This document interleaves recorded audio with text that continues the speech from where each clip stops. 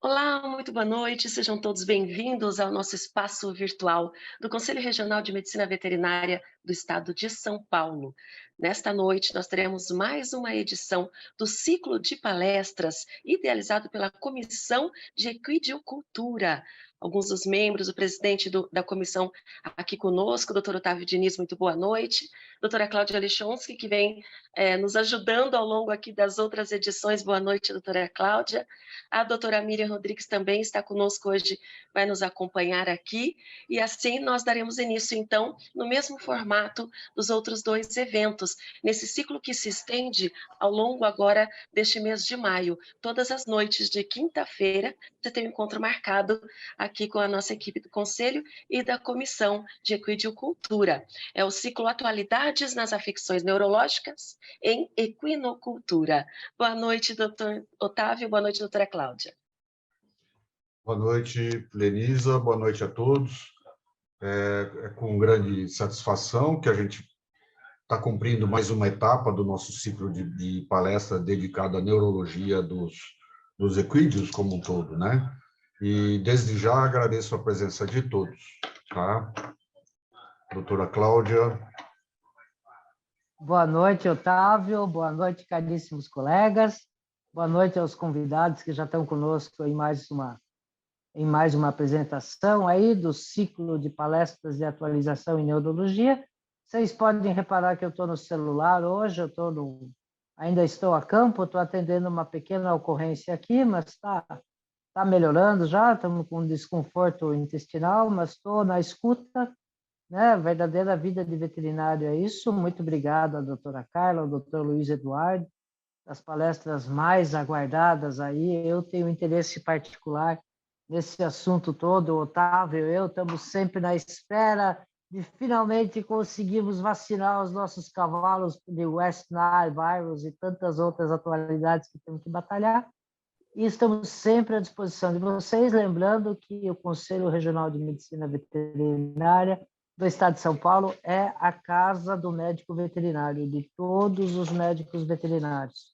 Também daqueles que, como eu, com muita honra aí, estão atendendo os animais a campo, o doutor Otávio, que foi tanto tempo de serviço veterinário oficial, a Carla e o Eduardo, que representam a indústria, assim, estamos todos aqui unidos em prol da equidicultura brasileira. Muito obrigada a todos. Vou desligar meu microfone aqui, mas estou na escuta.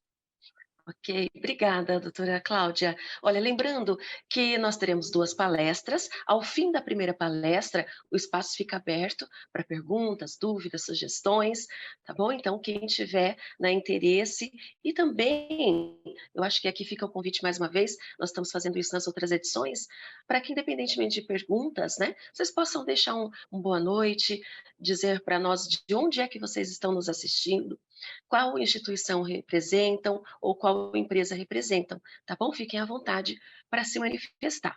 E também, ao final da segunda, nós teremos esse espaço aberto para as perguntas. Lembrando que também nós depois enviaremos um questionário de satisfação.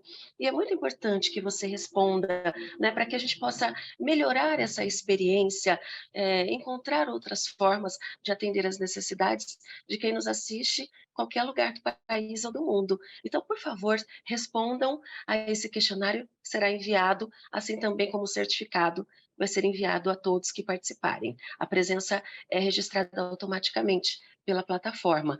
Todo o evento gravado será disponibilizado na íntegra lá no nosso canal do YouTube, TV CRMVSP. Aproveita para se inscrever no nosso canal, que a gente tem um movimento, né, para aumentar esse engajamento, assim como em todas as nossas redes sociais, tá bom? Então vamos lá, só vou adiantar aqui os temas das palestras.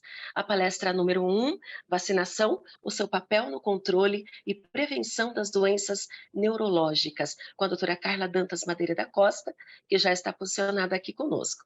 Depois, na sequência, nós teremos vacinas e encefalites virais equinas, a visão do laboratório, com o Dr. Luiz Eduardo dos Santos Ferraz.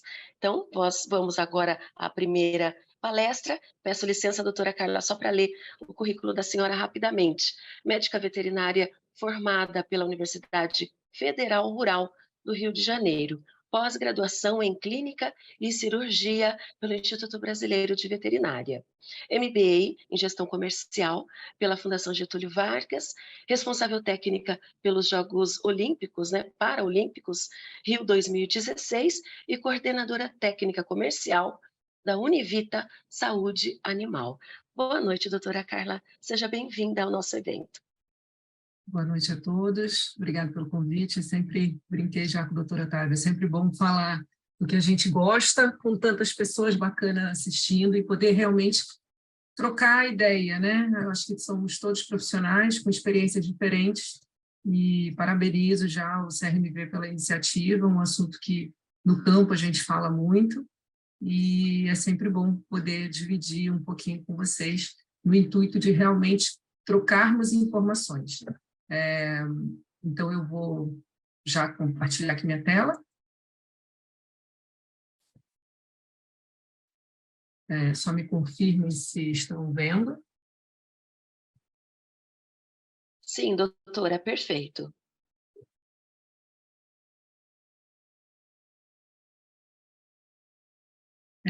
Então, iniciando aqui minha palestra, né, fazendo parte desse ciclo de atualidade nas infecções neurológicas nos equinos, o tema proposto foi o papel da vacina. E aí eu começo contando um pouquinho do que é a minha vida como veterinária clínica e também estando na indústria em algum momento, trabalhando diretamente com a parte de sanidade. Eu acho que todo colega, algum período da sua vida de clínico, com o avanço da tecnologia, acaba recebendo vídeos assim.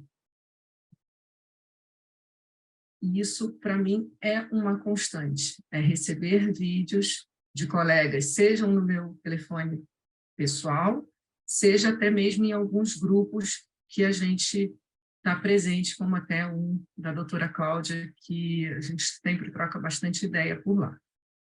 E seguindo esses vídeos, sempre vem uma frase: o que você acha que é isso?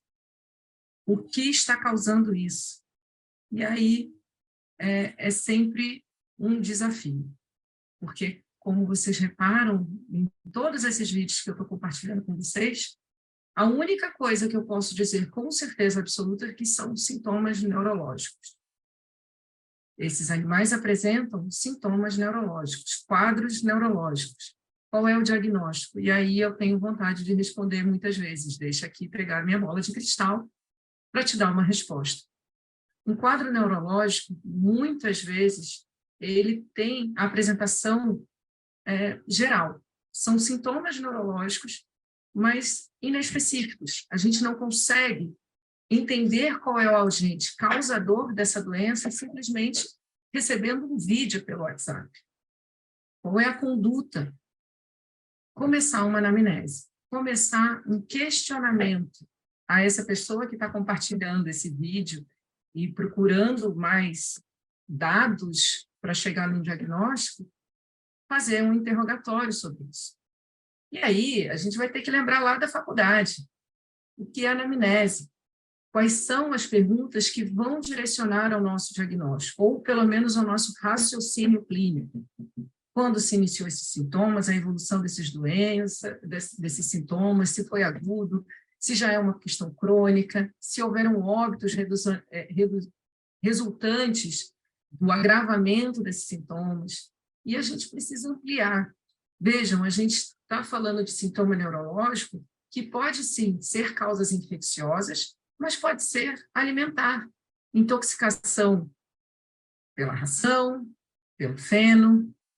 E isso tudo é na anamnese que a gente vai conseguindo obter informações para direcionar o nosso raciocínio. Perguntar sobre o manejo sanitário é fundamental porque existem doenças infecciosas que são causadoras desses sintomas neurológicos. Mas aí não é só perguntar, ele é vacinado? Investigar um pouco mais aonde comprou a vacina, como ela foi armazenada, quem aplicou essa vacina, porque a vacina é um produto biológico refrigerado e a quebra da cadeia de frio, ela implica no comprometimento dessa vacina, na eficácia dessa vacina. Quantos animais tem no total? Quantos estão apresentando esses sintomas? É um indivíduo? São mais animais? Começou com um animal, evoluiu para mais animais com aqueles sintomas? Quantos animais são esses? De novo, com a evolução, quando começou, quando evoluiu, chegou ao óbito. Essa saída e entrada de animais na propriedade existe? É uma propriedade que não recebe animal de fora? Se recebe, como é feito? E tantas outras perguntas que vão fazer com que a gente consiga começar a montar um quebra-cabeça. Mas vejam que muitas vezes faltam peças. E mesmo que esteja muito próximo do completo, mesmo assim, fica uma dúvida sempre que a gente tem um caso neurológico na mão. O neurológico, ele nos desafia muito, o tempo inteiro. E como as vacinas podem auxiliar? Primeiro, desmistificando a questão da vacina. Não existe argumento, no meu entendimento, contra vacinar. A vacina, ela é preventiva. A vacina deve ser utilizada em animais saudáveis para que não adoeçam. Então, vamos esquecer, inclusive, a falácia, inclusive na medicina, ela causando doença. Hoje, nos equinos, a gente usa vacinas que não são capazes de causar doença. Então, se eu uso uma vacina contra aborto equino, por exemplo, e a égua aborta, acreditem, essa égua já iria abortar, por conta da doença que ela já manifestava. Não é a vacina que vai ser a causadora. São mitos, são histórias que se fala, se tratam no dia a dia, que nós, veterinários, que somos técnicos, precisamos desmistificar.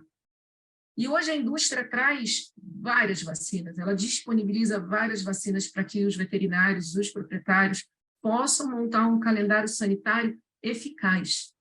Existem doenças que nós podemos controlar através de vacinação, e existem doenças que, infelizmente, o controle sanitário é feito de outra forma, e não a vacina, como a anemia, o morro, através de exames periódicos. Com as vacinas, a gente entende que doenças que impactam na criação, na equinocultura, que impactam inclusive economicamente, podem ser suavizados seus efeitos através de uma vacinação. Doenças que nós conhecemos há bastante tempo, como tétano, encefalomielite, a raiva, a influenza, que é a gripe, a rinopneumonite, leptospirose e garrotídeo. Eu gosto de dividir didaticamente como doenças de alta mortalidade e alta morbidade. Morbidade é essa que é a facilidade de disseminação dentro de uma população. E aí vejam que a maioria dessas doenças de alta morbidade são doenças respiratórias. Isso é fácil a gente pensar, inclusive com o que nós vivenciamos com a epidemia do Covid. Fácil transmissão por aerossóis, fácil contaminação da população e um impacto muito maior. Mas não necessariamente são doenças de alta mortalidade. Contamina muito, contamina uma população, mas não necessariamente leva ao óbito. Em contrapartida, doenças como tétano, encefalomielite e raiva, que são doenças neurológicas, elas fatalmente levam esse animal ao óbito. Apesar do tétano ter tratamento, a gente sabe que é um tratamento caro e que muitas vezes existe a opção do proprietário pela eutanásia por falta até de condições financeiras de fazer o tratamento adequado. E aí vale uma observação com herpes vírus equino tipo 1, que a gente sabe e vivenciou há pouco tempo, surtos de uma cepa neurológica, que é uma mutação, que aí a gente tem sintoma, sim, neurológico e não sintoma primário, mais comum, que seria o respiratório, ou mesmo abortivo relacionado ao herpes. Então, só para dar uma pincelada e uma situada, a raiva é uma doença que nós já conhecemos muito bem.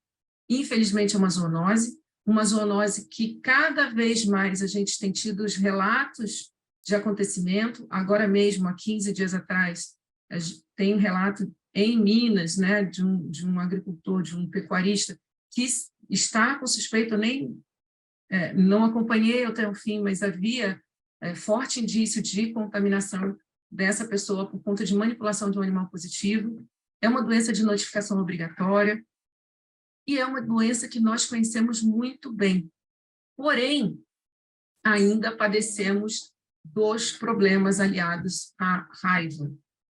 A vacina que nós temos no mercado, ela é eficaz e ela é muito barata. É menos do que R$2 a dose. Endêmica no país. Às vezes eu escuto assim, nossa, Sorocaba está tendo um surto de raiva. Nossa, Jundiaí está tendo um surto de raiva. Geralmente eu brinco e falo, não concordo. Está tendo um surto de diagnóstico. Porque a raiva, infelizmente, ela continua estando presente dentro da nossa população, contaminando o nosso rebanho, causando mortes. Mas talvez, por conta do impacto da notificação obrigatória, onde, infelizmente, o proprietário muitas vezes acha que notificar quer dizer interdição da propriedade, ele se fecha. E quando tem um caso neurológico, seja de bovino, pequeno ruminante, e mesmo cavalo, ele acaba escondendo, ele acaba não notificando, não avisando e, às vezes, sequer chamando o veterinário. É uma questão crucial. É uma doença que a gente convive, conhece e ela ainda é prevalente. O vírus da raiva circula entre nossa população. É uma realidade. E, mesmo assim, animais continuam morrendo da doença, principalmente por não entrar fortemente a vacinação da raiva. Se a gente pegar uma vacina de raiva, ela diz que a vacinação deve ser anual, entendendo que o ambiente está sempre com um desafio muito grande frente à nossa população, eu sempre recomendei que fosse feito de forma semestral. Lembrando, é uma vacina barata, de fácil acesso, provavelmente 90% das agropecuárias trabalham com a vacina, que é multidose, 25 doses no frasco. Então, você consegue fazer a vacinação dos equinos, dos bovinos, pequenos ruminantes, de uma forma eficaz. E é através da vacinação, aqui mais do que nunca, que nós vamos controlar, principalmente, a circulação desse vírus dentro da nossa população. A encefalomielite, leste-oeste, que nós conhecemos, também é uma doença que já convivemos há bastante tempo. Que hoje, lá no Nordeste, a gente ainda tem alguns relatos da doença, lá eles chamam de mal da roda, exatamente pelo comportamento do equino de andar em círculo quando acometido pela doença. Porém, é uma suspeita clínica, como a gente tem quando recebe um vídeo ou vê um animal assim, que só é confirmado quando a gente faz, além de uma anamnese muito bem feita, o apoio do diagnóstico laboratorial, seja na patologia, seja na histopatologia, para nos auxiliar com esse diagnóstico. Lembre-se que a questão da notificação obrigatória inclui o serviço oficial, onde vai haver coleta do material, encéfalo e tronco encefálico, para envio ao laboratório, onde nós possamos ter realmente um diagnóstico mais pautado também no laboratorial. A encefalomielite venezuelana é considerada exótica aqui no Brasil, mas a leste-oeste nós conhecemos bem. E qual é o grande desafio? A doença chega até o nosso animal, mesmo que esse animal não se exponha, não seja um animal que saia de casa. Uma vez que os mosquitos são os vetores e as aves migratórias os reservatórios desse vírus, os animais são contaminados esporadicamente e ocasionalmente sem ser o principal foco. Ali são as aves migratórias que são os seus reservatórios. E é uma zoonose, sendo o ser humano pode ser contaminado através de uma picada de mosquito que tenha se contaminado com a ave migratória. É uma vacina barata, não tão barata quanto a da raiva, mas é uma vacina, sim, barata. E no mercado nós encontramos ela associada com as vacinas de tétano. E eu sempre conversei muito com os proprietários que tinham aquele argumento de eu não vacino porque o meu animal não sai de casa, então ele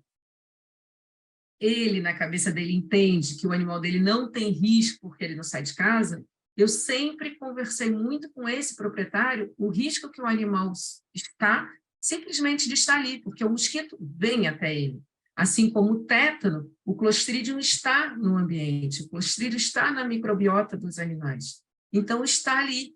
Como você vai garantir que seu animal não está exposto se as doenças, os vetores, estão no ambiente e os micro-organismos também, seja viroses, os arbovírus, como no caso das encefalomielites, ou até do West Nile, né, da febre do Nilo, que a gente vai falar um pouco mais para frente, ou mesmo do Clostridium que está ali no ambiente. Então, entendendo que o ciclo é o ser humano e o cavalo, ele acaba sendo um hospedeiro acidental, mas ele está em risco, uma vez que o mosquito, que é o Culex, está sempre dentro da nossa realidade por ser um país tropical. Lembrando que em épocas de verão, e principalmente Nordeste e Norte, que são as regiões mais quentes, a gente acaba tendo uma incidência maior da doença. Mas aqui para o Sudeste, pelo menos para a nossa realidade, é uma doença que é mais esporádica de aparecimento, uma vez que o calendário vacinal das vacinas múltiplas, sejam elas tríplices ou quádruplas, elas já estão na sua composição a proteção contra as encefalomielites. Então, o tétano, como eu falei, ele também, o cavalo está exposto naturalmente, porque ele está no ambiente e na microbiota dos animais. Ele tem tratamento, apesar da gente classificar como uma doença de alta mortalidade, ele tem tratamento, mas o custo é alto. Muitas vezes você tem que deixar esse animal num ambiente controlado, escuro, sem barulho, com acolchoamento. Às vezes você precisa sustentar esse animal numa talha por conta da dificuldade desse animal, por conta da tetanoespasmina, que é a toxina que promove esse movimento que a gente chama, né, de posição de cavalete, que o cavalo fica mais nessa posição mais estática. Então, é um tratamento demorado, a gente precisa, às vezes, usar sedativos, antibiótico, soro, para poder também ajudar na eliminação, na metabolização dessa toxina. Então, vira um tratamento caro. E, muitas vezes, o proprietário não tem condição e opta pela eutanásia. Essas vacinas de tétano, hoje no mercado a gente encontra ela associada com a encefalomielite. Então, eu sempre falei muito com aquele proprietário do fundo de quintal, que tinha esse argumento do meu cavalo não sai, não precisa de vacina, e também alguns proprietários, por uma questão cultural, realmente não entender a importância de uma vacinação. A gente mostra que doenças neurológicas como o tétano, a encefalomielite e mesmo a raiva, elas devem e podem estar no programa sanitário desse cavalo, mesmo que seja um cavalo de baixo valor agregado, mesmo que seja um cavalo que não tenha muita exposição, que não tenha muita saída, porque essas doenças chegarão até ele. E se a gente pensar em zoonoses, raiva e encefalomielite, a gente pode estar inserido nesse ciclo também de contaminação acidental por conta dos vetores. E aí eu vou dar uma pincelada na rinopneumonite, porque, afinal de contas, ela tem uma mutação do tipo 1 que vai resultar em doença neurológica. A forma prevalente da doença vai ser a manifestação respiratória e o aborto em éguas. No cavalo, a gente tem 9 herpes relatados e catalogados, mas os que têm mais importância dentro da clínica de equino seriam esses 4. E aí seria caso da gente discutir um pouco em outro momento. Aqui eu vou simplesmente trazer como informação esses 4 mais importantes, mas dando destaque ao tipo 1, que é aquele que tem a mutação. E qual é a grande importância que a gente entende do herpes dentro da população equina? O herpes, uma vez que o cavalo se contamina, ele vai ser portador para o resto da vida. A infecção ficará latente, e no momento de estresse, que para o cavalo pode ser um treino, um parto, transporte, até mesmo o uso de corticoide, que vai causar imunossupressão, existe a reativação viral e esse animal passa a disseminar novamente esse vírus na população e manifestar clinicamente os sintomas. E por que é interessante e importante que a gente entenda esse ciclo? Porque os nossos animais, muitos estão sempre em trânsito, em competições, em centros de treinamento, em centrais de reprodução. Então, o trânsito dos animais é uma constante. Às vezes, áreas grandes falam assim para a gente, eu não vacino 100% dos animais, porque só esses 10 saem para competir. Tudo bem, esses 10 saem para competir, mas esses 10 voltam para casa. E o trânsito de entrada e saída provoca um estresse nesse animal, seja do transporte, seja da competição e a volta para casa, onde ele pode ter essa imunossupressão e voltar com o vírus sendo replicado dentro do seu organismo e transmitindo para os outros animais, que, em teoria, por não sair de casa, estariam mais protegidos. Então, acaba que esses cavalos, que também saem e voltam, acabam sendo mecanicamente transportadores desse vírus. E lembrando, ele vai ser portador para o resto da vida. Então, qual a estratégia em animais que a gente já tem alguma ocorrência? É manter sempre ele em uma boa saúde, um sistema imune em dia e a vacinação em dia. Manter títulos altos vacinais vão fazer com que esse animal consiga ter competência imunológica de deixar esse vírus na latência. E por que ele está aqui se ele é um vírus, na maioria das vezes, aparece como respiratório ou abortivo em égua, principalmente terço final? Porque a mieloencefalite herpética, que é a manifestação dessa doença na forma neurológica, ganhou a mídia agora, em 21, quando ocorreu um surto na Europa. Mas, apesar do que foi dito naquela época, uma cepa nova, uma doença nova, estamos frente a um novo desafio, é um novo velho. Porque, na verdade, no Brasil, a gente já tem relato da mieloencefalite herpética desde a década de 60. E depois, a gente tem esporadicamente tendo relatos de surtos, tanto no Brasil quanto no mundo.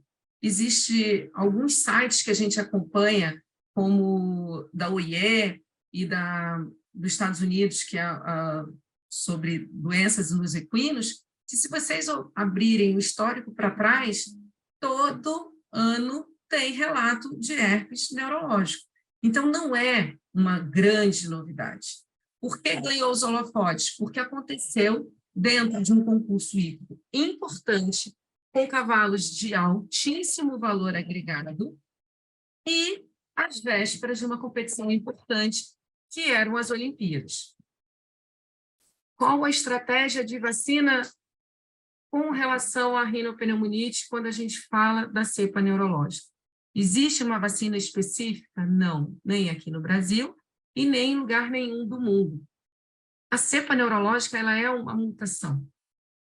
A gente tem aqui grupos de estudos no Brasil muito sérios que conduzem grupos de pesquisa com doenças neurológicas em cavalos. Eles já têm catalogados algumas mutações, mas a gente não tem uma vacina com a mutação, a gente não consegue prever quando ela vai ocorrer e aonde ocorrerá essa mutação, em que sítio vai acontecer essa mutação. Então, não existe hoje disponível, nem no Brasil, nem no mundo, nenhuma vacina que seja específica com a cepa neurológica. Uma vacina, para uma estratégia de controle dentro de uma doença, onde a gente trabalha com essa mutação, a estratégia é realmente a vacinação do rebanho para diminuir a circulação desse vírus dentro da população e reduzir os sintomas.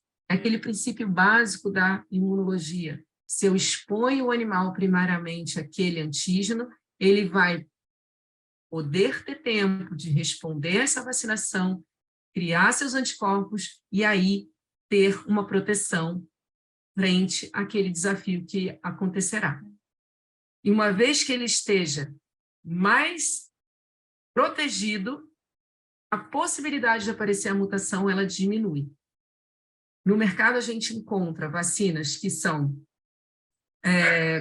compostas por doenças como tétano, encefalomielites, influenza, que é a gripe, e também com a rinopneumonite na sua composição. E temos vacinas separadas, que são só de rinopneumonite, porque lembrem que ela impacta também na reprodução por conta do aborto. Nós temos vacinas específicas de herpes e temos vacinas múltiplas, onde você, numa aplicação, consegue vacinar para mais doenças, o que pode ser uma vantagem, uma vez que a gente diminui o estresse da vacinação. Em algumas propriedades, o risco não é de causar a doença por conta da vacina causar a doença, mas o estresse que causa o momento da vacinação pode desencadear uma resposta imune não tão eficaz quanto a gente gostaria por conta de todo o ambiente que foi criado no momento vacinal. Então, o uso de vacinas múltiplas pode ser muito interessante quando a gente fala em vacinação de rebanho, quando a gente fala mesmo vacinação individual, por conta de não expor esse animal a tanto estresse. Tem cavalo que toma vacina, toma injeção e tudo bem. Tem cavalo que é extremamente complicado e pode realmente ter um desconforto no ato vacinal e não com a vacina em si. Então, no surto europeu, que foi em fevereiro de 2021, ganhou a mídia, né? Chegou a aparecer na Globo.com, porque havia realmente um medo de comprometer as Olimpíadas por conta da proximidade dos Jogos. Isso não ocorreu, porque, lembrando do que o herpes representa, é uma alta morbidade, mas uma baixa mortalidade. Então, no final do grande surto, que foi esse ápice lá, que começou no dia 20 de fevereiro de 21, onde dentro da competição na Espanha, no dia 20 de fevereiro, notificou-se 11 animais com febre, e aí no final desse dia já subiu para 20 animais com febres, e aí 2 dias depois começaram os relatos neurológicos, o que condiz totalmente com o que a gente conhece da epidemiologia desse vírus. Ele começa com manifestação respiratória e em alguns animais ele vai manifestar a sintomatologia neurológica. E ali, a Federação Internacional, que é a FEI, ela, a partir daquela data, ela fez uma timeline no site deles, onde dia a dia eles vinham colocando informações do que estavam acontecendo. E lá, no meio do ano, a gente já tinha relatos de mais de 13 países onde essa doença tinha sido notificada com animais com sintomas neurológicos, onde a origem da contaminação tinha sido na Espanha. Por isso que a gente calcula que mais de 5.000 cavalos tenham sido expostos, contactados. Não os 5.000 estavam na Espanha, mas esses cavalos voltaram para suas casas, para países diversos. Lá eles levaram o vírus na latência, sem manifestar clinicamente a doença, e acabaram levando essa contaminação para esses estábulos, para esses locais.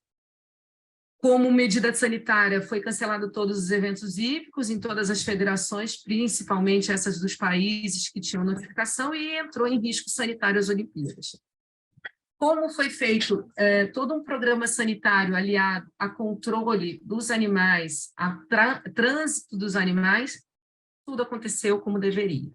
Mas, em setembro do ano passado, foi instituído como medida de segurança sanitária que os eventos que seriam chancelados pela Federação Internacional deveria ter o uso do FEI Horse App, que é um aplicativo que nós, veterinários, que estamos trabalhando como veterinários no concurso, nós precisamos fazer um controle prévio da temperatura desses animais, 3 dias, inserir no aplicativo, emitir um certificado sanitário para que esse cavalo possa competir. E em fevereiro desse ano, a gente ainda tem tido relatos esporádicos e pontuais de casos de herpes do tipo 1 em alguns lugares da Espanha, da Europa. Só a título de curiosidade, o aplicativo está disponível para iOS e Android. Semana passada eu estava trabalhando, porque eu também trabalho como veterinária clínica em medicina esportiva com cavalo de salto, e teve um concurso internacional em Curitiba. A gente é obrigado a fazer esse controle de temperatura 3 dias antes, 2 vezes ao dia, e inserir a temperatura nesse aplicativo para que a gente tenha a entrada desse cavalo no concurso e mostrando que ele não tem risco sanitário. Lá na Olimpíada do Rio 2016, onde eu trabalhei como responsável técnica, não havia o surto ainda, mas sempre houve essa preocupação com doenças infecciosas. Se vocês olharam ali do ladinho da cocheira do cavalo, tem uma prancheta, onde o tratador aferia a temperatura pelo menos 5 vezes ao dia e colocava ali na planilha. Se tivesse uma oscilação de temperatura ou se tivesse algum ponto febril, esse cavalo era retirado, levado para o hospital veterinário, lá dentro mesmo, onde era acompanhado.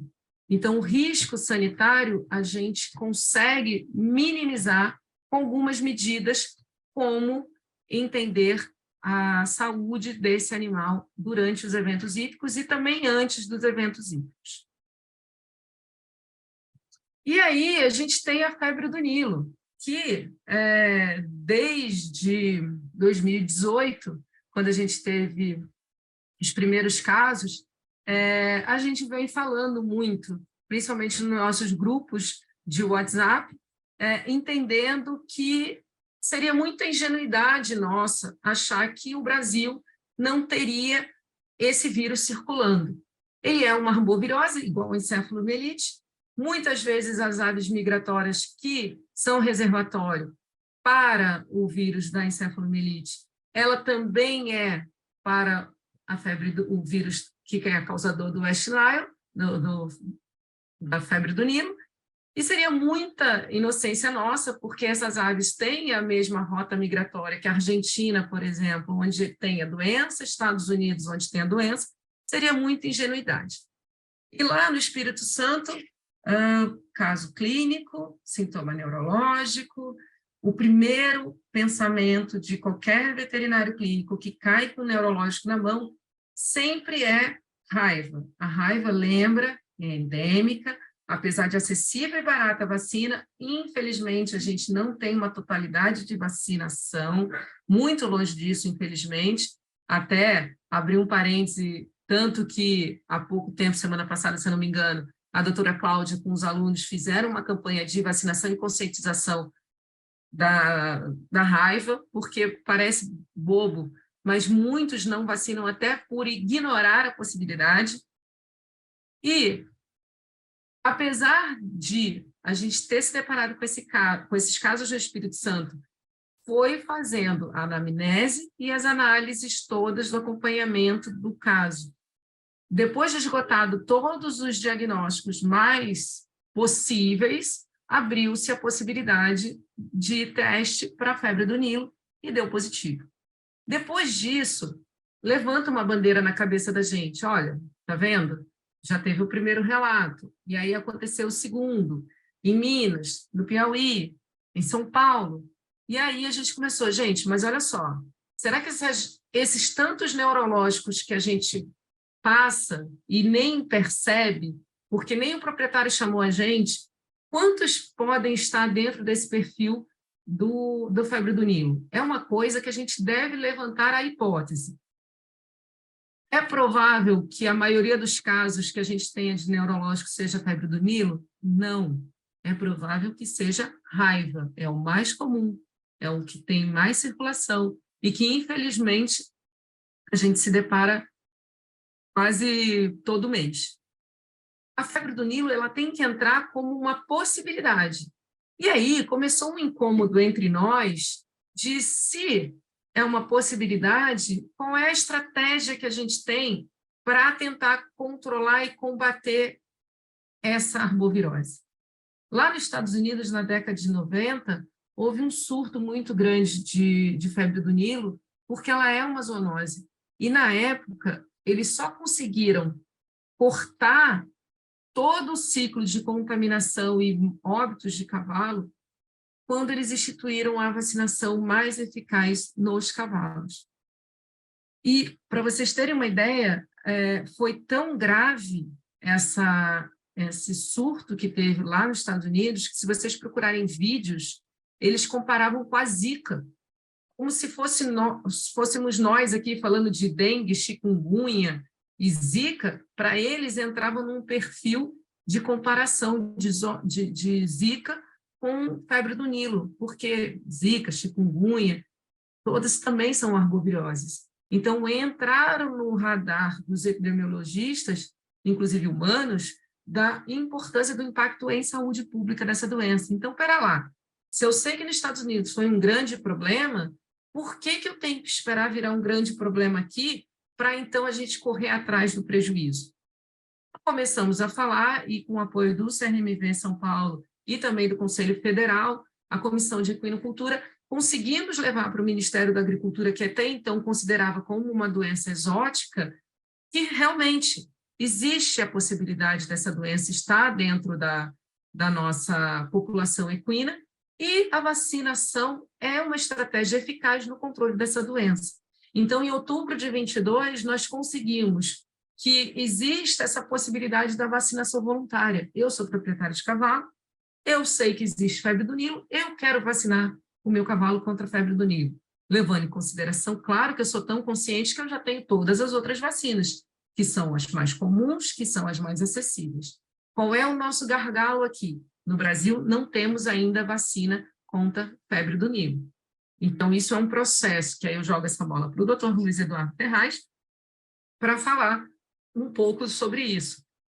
Existem vacinas, existem laboratórios que são atuantes no Brasil, que têm a vacina lá fora, nos Estados Unidos, existem laboratórios que atuam aqui no Brasil, que poderiam importar, por já ter no portfólio europeu, existem laboratórios aqui no Brasil que têm tecnologia para desenvolver a vacina, mas hoje nós ainda não temos. Mas com essa decisão de ser possível uma vacinação voluntária, a gente abre a possibilidade para que os laboratórios pesquisem, desenvolvam e forneçam ao mercado essa possibilidade para nós também. Então, se a gente pensar no ciclo de contaminação, e por isso levanta a bandeira vermelha na cabeça da gente, é muito parecido com a encefalomielite, é muito parecido com as outras arboviroses. Então, seria muita inocência nossa achar que nós estávamos completamente livres desse risco. Vacinas, plagiando o que tanto se falou durante a epidemia, elas salvam vidas, sim. Vidas humanas, vidas animais, e são parte de programa sanitário, não só para os animais, mas de saúde pública. E o médico veterinário ele está inserido na saúde pública. Elas vão melhorar o rendimento, então é para aquele cavalo de performance, sim. Vão melhorar a produtividade? Sim. A égua gestante ela consegue ter uma gestação mais saudável, produzir potros melhores quando elas estão bem vacinadas. Elas melhoram os índices sanitários sem uma contaminação dentro da propriedade, com animais imunologicamente mais sadios, eles vão melhorar qualquer problema que ele tenha sanitário, é mais fácil de você identificar, é mais fácil de ser sanado. Porque se eu recebo aqueles vídeos lá do início da palestra, e quando eu começo a fazer a pergunta, é vacinado para quê? Para nada. Come o quê? Silagem que eu compro com um fornecedor que aparece na minha frente porque eu não tenho um fornecedor idôneo. Compra a ração do fundo de quintal do meu amigo que bate na máquina que ele tem. E aí são muitas variáveis. Para a gente chegar e montar aquele quebra-cabeça, cada vez fica mais difícil. Mas a vacina, ela também é parte de um programa sanitário. A gente tem que pensar em ambiente, em controle de vetor, e não só achar que a vacina também vai ser milagrosa ou que vai blindar o meu rebanho contra as doenças. Se fosse assim, a gente não teria ficado 2 anos padecendo uma pandemia. Bastava ter chegado a vacina e estava todo mundo liberado para viver a vida normalmente. Faz parte do bem-estar animal, sim. Se eu tenho um animal saudável, competente para exercer suas funções, sejam atléticas, sejam sociais, sejam afetivas, porque tem muita gente que tem cavalo simplesmente pelo valor afetivo, se eu consigo promover isso através de uma vacinação, ela faz parte de um programa de bem-estar? Sim. E nunca se esquecer, porque a vacina, quando a gente faz uma vacina num cavalo, um boi, nós estamos também diminuindo a circulação de vírus que são zoonoses. Então, promovem também saúde pública, fazem parte de um programa eficaz dentro da saúde pública. Espero que tenha sido tão bacana para vocês como está sendo para mim, falar de uma coisa que eu gosto tanto e me controlar para falar no tempo certo e não ficar aqui a noite inteira. Eu finalizo minha palestra com essa foto que foi do último dia das Paralimpíadas do Rio 2016, com alguns colegas que trabalharam com a gente lá, porque realmente o espírito olímpico foi isso tudo. Foi trabalho pra caramba, mas foi muito recompensador, e a quantidade de pessoas que a gente conhece nesse processo, o aprendizado profissional e pessoal é enorme, e eu recomendo fortemente. Esse ano a gente tem Pan-Americana no Chile, ano que vem Paris, um esporte equestre lá no Jardim de Versalhes, que vai ser uma atração à parte. Ficam meus contatos, meu e-mail, meu Instagram, fiquem à vontade para adicionar, e qualquer dúvida que vocês tenham, eu fico à disposição, e muito obrigada. Muito bem, obrigada, doutora Carla. Olha, nós seguimos aqui então, doutora Cláudia está nos acompanhando, né? Caso ela queira participar aqui com alguma pergunta, alguma consideração. Enquanto isso, vou já agilizando também os nossos agradecimentos aos participantes. Vamos agradecendo. Olha, Mariane, Yumi, boa noite, obrigada, viu, Mariane? Tem aqui, vamos ver quem mais, Giovana de Assis, a Carla Camille Costa. Na sequência, vamos ver se tem pergunta. Eu vi aqui, deixa eu ver. O doutor Otávio puxou a fila, né, se identificando como médico veterinário aposentado de defesa agropecuária, lá de Bragança Paulista. A doutora Miriam, que também nos acompanha aqui, docente do curso de medicina veterinária da UnoOeste, lá, Presidente Prudente. A Maria Clara, ela é estudante do 8º termo de medicina veterinária da UnoOeste, em Prudente. A Mariane Umi é estudante de medicina veterinária, primeiro semestre da Anclivepa, aqui de São Paulo. E temos também a Giovana de Assis, bióloga e estudante de medicina veterinária do 7º período da Unip de Bauru. Obrigada, viu, Giovana? O Dr. Carlos Augusto Escaquete, que está com a gente mais uma semana, né? Semana passada ele também acompanhou. E aqui nós temos mais, vamos ver. Letícia, palestra incrível, obrigada. André, perguntando do certificado, vai ter o certificado ser enviado, viu, André? Ellen Cristina, agradecendo pela palestra, doutora Carla. Também aqui, agora sim, o doutor Carlos Augusto, ele faz aqui uma ponderação. Doutora Carla, recordemos, por favor, o protocolo vacinal para éguas em terço final de gestação, bem como para os potros recém-paridos. Em éguas gestantes, a gente tem que pensar de duas formas, e assim eu sempre tento deixar bem claro para os proprietários. Às vezes a gente é chamado lá no início da gestação, e às vezes a gente já pega o caminho andando, né? No início da reprodução, e às vezes a gente já pega essa égua gestante. O ideal é que antes do período da gestação, essa égua seja vacinada com todas as vacinas e ela esteja saudável para poder entrar num programa de reprodução. E aí a gente, com essa égua gestante, as duas principais doenças de aborto infeccioso que nós temos, a leptospirose e a rinopneumociste. Gente, casa de veterinário tem cachorro pulando atrás, desculpa. Coisa mais linda, deixa ele aí. Então, a gente tem as duas doenças que impactam como um aborto infeccioso, que são preveníveis, diminuição do risco do aborto através da vacinação, o herpes e a leptospirose. A lepto, uma vez que essa égua está vacinada antes do programa de reprodução, você vai reforçar no 6º mês de prenhez. O herpes, 5º, 7º e 9º mês de gestação.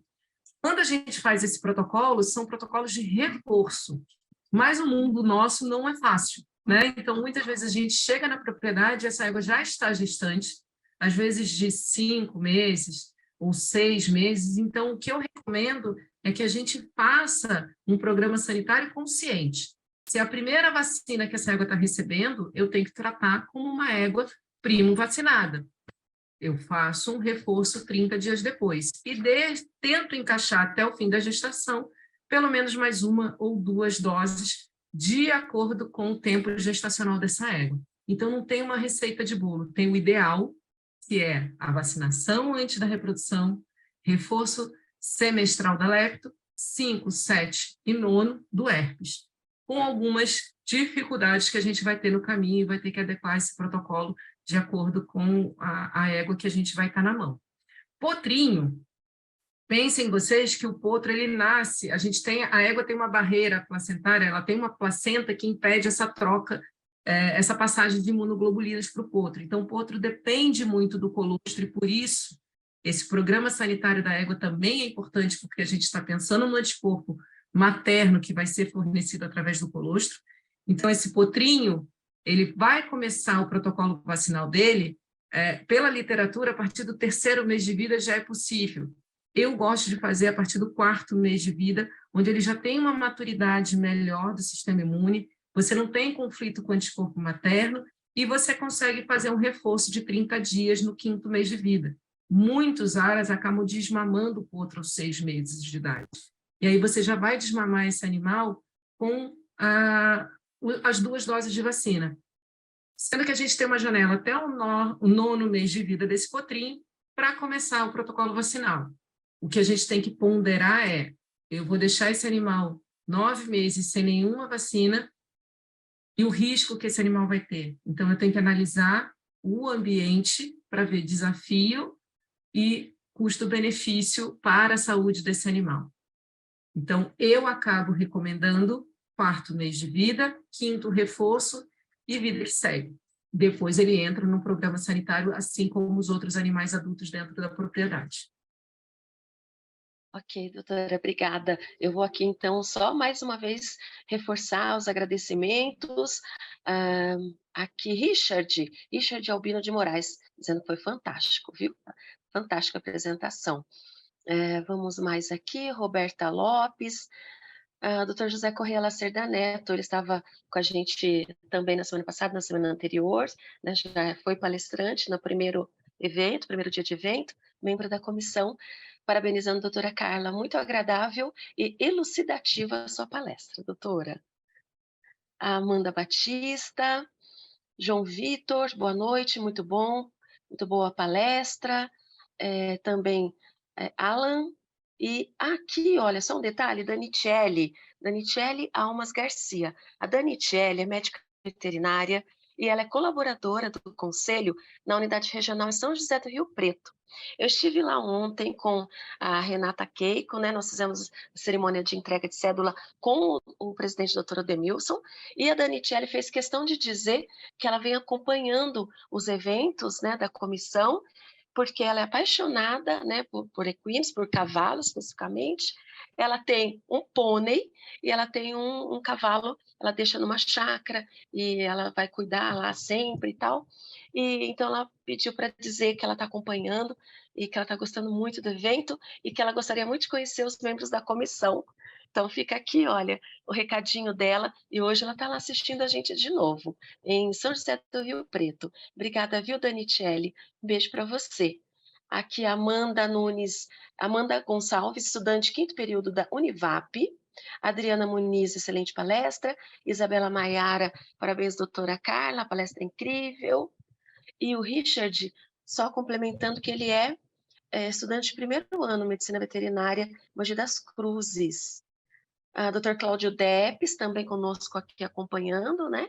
Ele que é o presidente da Comissão de Saúde Animal, faz parte da Comissão de Aquicultura também, né, Dr. Cláudio? Obrigada, viu, pela participação. Aí, doutor Carlos Augusto, de novo, uma perguntinha aqui, viu, doutora? Os potros, filhos dessas éguas recém-vacinadas, qual o período de interferência de imunidade? Acho que a senhora, ele até agradece aqui agora, acho que a senhora já conseguiu pontuar alguma coisa nesse sentido para ele? Se ainda tem alguma dúvida, eu posso pedir para ele repetir, então, ou se ficou alguma que eu falo dessa, pode ser que eu já tenha respondido. Não, eles que não têm nenhuma dúvida. Nossa interatividade aqui, ó, a gente vai, na medida do possível, né, adiantando as perguntas, mas quando ele perguntou, a senhora já havia respondido e ele está agradecendo muito, viu? Então, aqui nós chegamos ao fim, né, dessa primeira palestra. A doutora Carla, com certeza, ficará conosco aqui mais um pouquinho, até o final. Caso alguém ainda tenha alguma dúvida, alguma sugestão, fiquem à vontade, porque agora partiremos, então, para a segunda palestra, se a comissão permitir, se não houver nenhum outro comentário aqui entre uma palestra e outra, acho que vou seguir então. Nós vamos para a segunda palestra dessa noite, vacinas e encefalites virais equinas, a visão do laboratório, com o Dr. Luiz Eduardo dos Santos Ferraz. Vou ler também aqui o currículo do Dr. Luiz Eduardo, médico veterinário pela Universidade Federal de Viçosa, residência no Jockey Clube de São Paulo, mestre em cirurgia veterinária pelas faculdades de Ciências Agrárias Veterinárias da Unesp Jaboticabal, doutor em clínica médica pela mesma instituição, 15 anos como veterinário de aras de cavalos de corrida, 15 anos como executivo na área comercial e marketing na indústria de medicamentos veterinários. Atualmente, ele é diretor técnico da DECRA Brasil. Boa noite, doutor Luiz Eduardo, seja bem-vindo. Bom, boa noite a todos. Acho que, primeiramente, parabenizar o Conselho pela organização desse ciclo de palestras. Acho que doenças neurológicas sempre são uma grande incógnita para o veterinário de campo e a gente do laboratório sempre é demandado no sentido de oferecer não só uma solução, mas também auxílio diagnóstico, um apoio quando você tem essas ocorrências, né?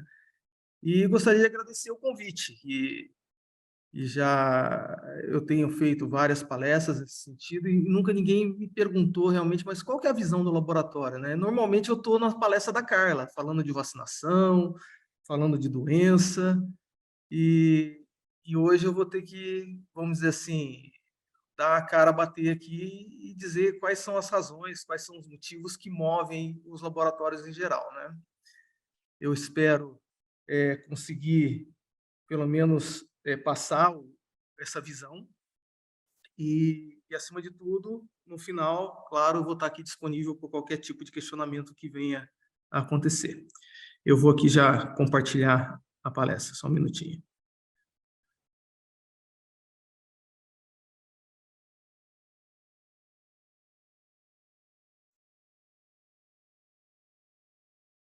Só um minutinho que está no modo ainda ali. Estão vendo? Perfeito, doutor, perfeito. Tá bom. Vamos lá. Então, assim, o tema que foi sugerido seria que eu falasse de vacinas, principalmente aquelas direcionadas a encefalites equinas, problemas neurológicos, e dando essa visão do laboratório. Eu sei que o meu currículo já foi listado aí, mas acho que é importante, assim, para mim, para que fique claro a visão do laboratório. Na verdade, assim, é uma visão particular minha. Lógico, eu tenho já essa vivência muito grande dentro do laboratório com vacinas, e eu consigo enxergar as ações não só do laboratório para o qual eu trabalho, mas também da concorrência. Mas, acima de tudo, eu sou um veterinário de cavalo. Então, eu entrei na indústria como responsável por uma linha de vacinas de cavalo. Depois disso, eu fui levado para outras unidades de negócio, onde a gente tem vacinas para pet, vacinas para bovinos, vacinas para suínos, e hoje eu trabalho diretamente com o desenvolvimento de produto. Então, a minha visão, que era a visão simplesmente do veterinário de campo, que está lá demandando por uma solução, e mesmo depois na área de marketing comercial, que você também está sempre em contato com o cliente, eu tive que realmente me internalizar dentro do laboratório e trabalhar mais diretamente com a solução, e realmente desenvolver as vacinas, né? E aí, realmente assim, aquela visão crítica do veterinário, que olha, precisa, está faltando, queremos. Hoje eu tenho uma visão um pouco diferente, porque eu entendo toda a demanda do veterinário, mas também entendo também a parte do laboratório, a dificuldade que se é para para você desenvolver uma vacina. Então, hoje eu tenho uma visão mais crítica do assunto e eu acredito que essa visão que eu vou tentar aqui passar para vocês. Espero que realmente venha ao ensejo de vocês, a expectativa, atender as expectativas de todos. Bom, primeira coisa que acho que é importante quando a gente fala de vacina é entender quais são os tipos de vacinas, tá? Aqui está baseado muito dos slides que hoje, das figuras que a gente encontra na internet, está relacionado ao Covid, mas na prática, esses são os tipos principais de vacinas que existem hoje no mundo. Então, a primeira vacina, assim, a vacina padrão, seria uma vacina inativada. O que é isso? Basicamente, você cultiva o vírus, ou a bactéria que seja, você promove uma inativação desse vírus, aí você adiciona um adjuvante, e a partir daí você teria uma vacina. Para que essa vacina seja interessante, que seja eficaz, existem alguns pré-requisitos. Assim. Primeiro, você tem que cultivar esse agente em uma grande quantidade. Então, assim, normalmente quando você tem muita dificuldade de cultivo, não é tão simples você fazer uma vacina inativada. Uma vacina inativada tem que ter uma quantidade grande de antígeno, senão ela não vai funcionar bem.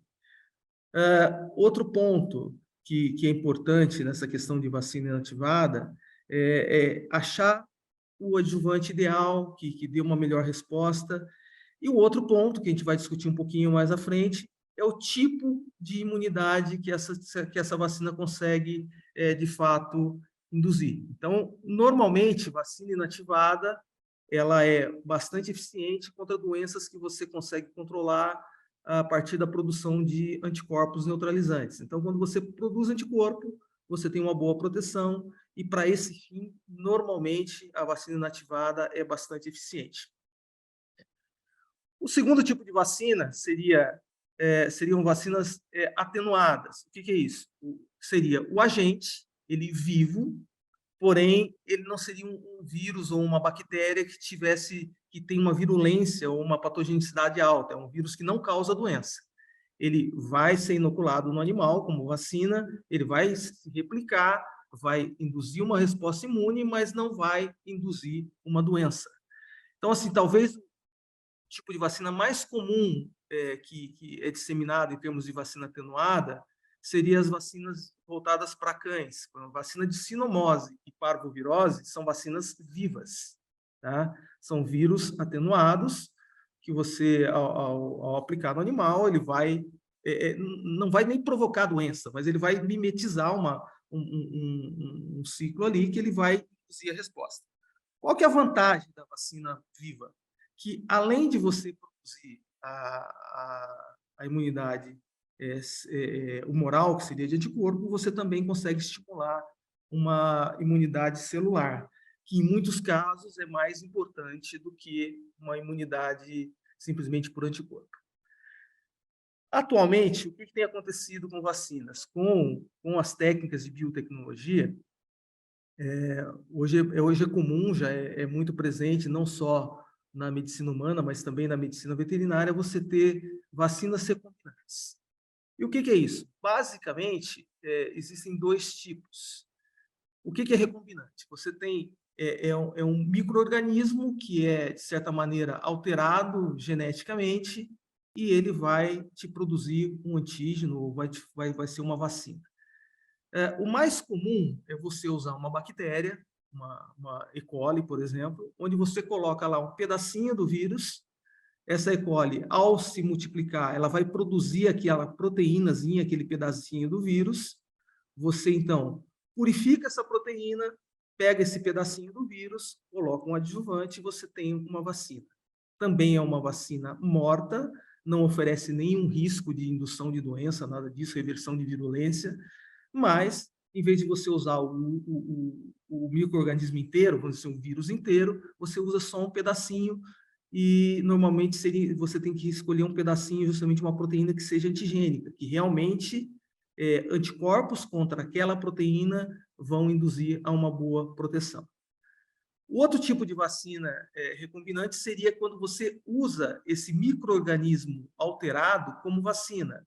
Então, você pega lá, talvez um vírus ou uma bactéria, uma salmonela, põe um pedacinho do teu agente ali e aquele micro-organismo é injetado no animal, ele faz uma replicação ou não e vai induzir a resposta imune contra aquele pedaço do antígeno que você colocou ali naquela bactéria ou naquele vírus.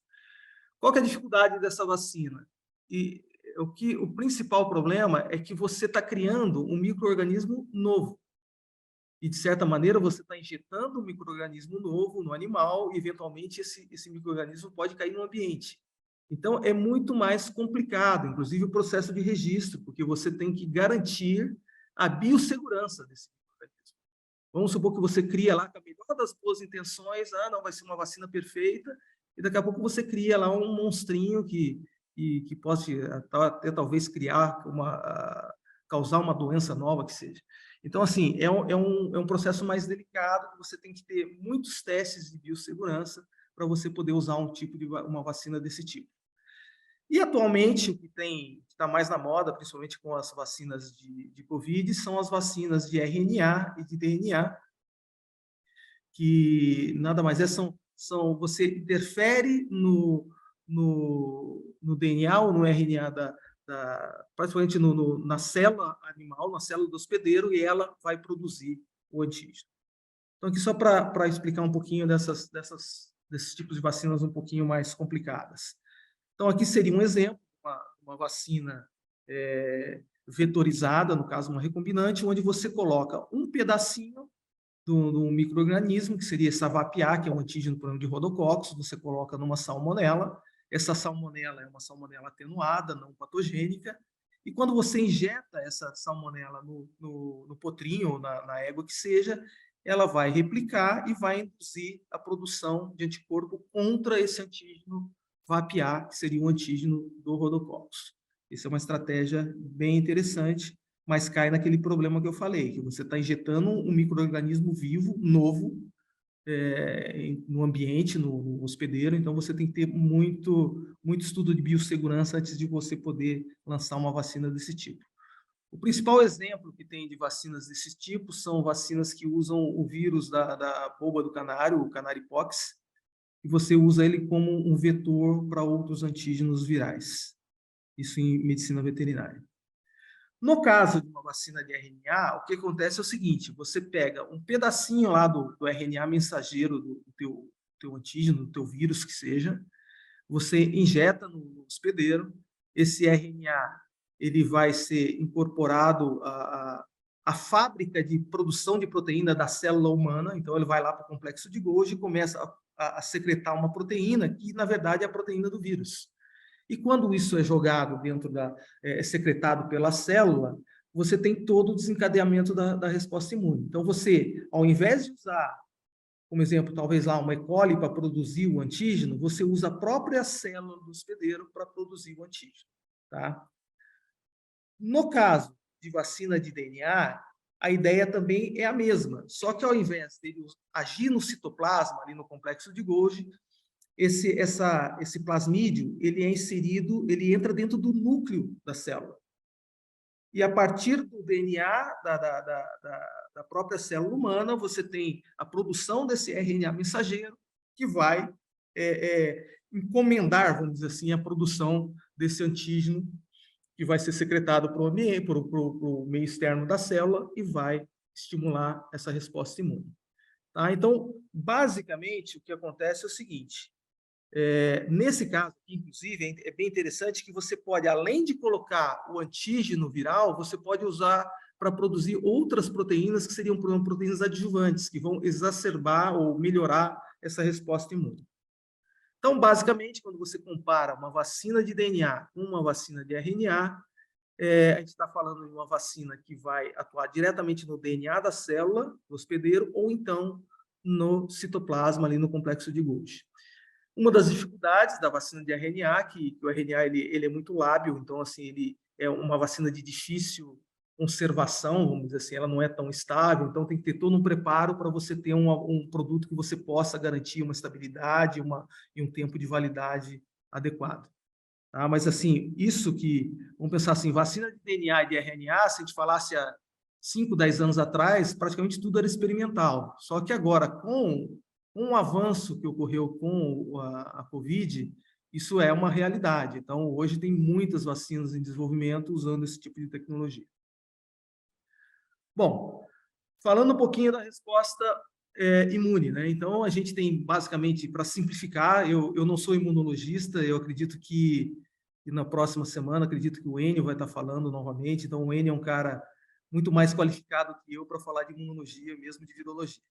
Mas, assim, para ser bem simples, a gente tem dois tipos de resposta imune. A gente tem a resposta imune humoral, que basicamente é mediada pelos linfócitos B e levam à produção de anticorpos. Como eu falei, é uma resposta muito interessante e eficaz quando você tem agentes patogênicos que podem ser, de fato, controlados e eliminados através de anticorpos neutralizantes. E você tem um outro tipo de resposta imune, que é a resposta imune celular, que é mediada pelos linfócitos T. No caso, ela pode ser uma resposta TH1 ou então uma resposta TH2. Quando a gente fala de resposta TH1, a gente está falando de produção de interferon e principalmente assim é uma resposta muito desejada quando você está lidando com parasitas ou com agentes intracelulares. E, no caso, uma resposta TH2 quando você está mais ligado a doenças alérgicas. Por que é importante saber isso daí? Como eu falei lá atrás, a tecnologia mais básica de vacina, assim, a tecnologia tradicional de vacina, que fala de vacina inativada, ela vai ser muito eficaz para alguns tipos de doenças. Mas quando a gente está lidando com um agente intracelular, você já não vai ter uma boa resposta. E aí eu posso dar algum exemplo. Por exemplo, você tem aí um grande problema para quem trabalha com cavalo, principalmente quem trabalha com potros, é o pneumonia por rodococos. Então, pneumonia por rodococos, você trabalhar com vacina inativada, você não vai ter um bom resultado. Você pode até ter algum tipo de proteção, porque sempre vai ter algum anticorpo, mas como o rodococcus é uma bactéria que vai estar no interior do macrófago, ela é intracelular, você não vai ter uma resposta adequada com uma vacina inativada. Tá? Outro exemplo, pega aí uma leishmaniose, cães, provavelmente uma vacina inativada também não vai ser suficiente. Tá? Então, a gente tem várias situações. Então, se você tem um parasita intracelular, você tem que induzir uma resposta imunicelular.